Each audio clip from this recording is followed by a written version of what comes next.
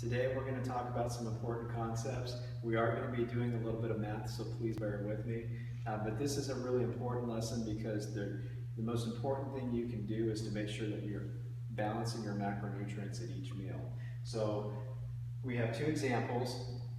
In the first example, most women, most females are going to take in somewhere between 13 upwards of 1,800 calories. So that's why we're using 1,500 calories just to start. But if you're taking in 5 meals, 1,500 divided by 5 is going to be about 300 calories per meal. And if we break down your macronutrients, remember you want to think of them in this order: protein, fat, and carbohydrates. But if we break them down in this order, that's going to be about 24 grams of protein, about 7 grams of fat, and about 24 grams of carbohydrates. This would be, an ideal macronutrient balance that you want to try to achieve at each meal. And if you can do that consistently for 5 meals throughout the day, that's going to help accelerate your fat loss. In this example, we have a male, this male is taking in about 2,000 calories. The reason that their caloric intake is a little bit higher is because most men burn more calories than women, and that's just because they have more lean muscle mass. But if you're taking in 2,000 calories, we divide 2,000 by 5 meals, that's going to be about 400 calories per meal. And the macronutrient balance would be about 32 grams of protein, about 9 grams of fat, and about 32 grams of carbohydrates.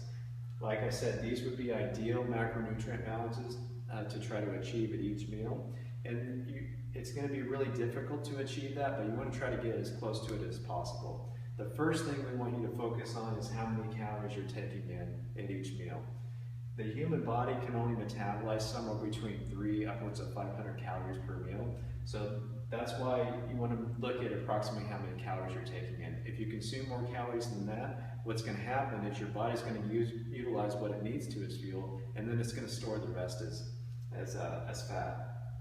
The next thing you want to look at is how much protein you're taking in.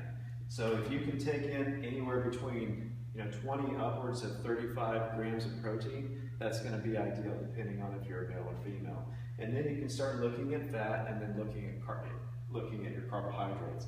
But remember, think of your macronutrients in this order. Make sure you're eating a complete source of or a good source of protein, anything that came from or had a mother. Then you can start focusing on fat and carbohydrates. The last thing we want you to think about is water.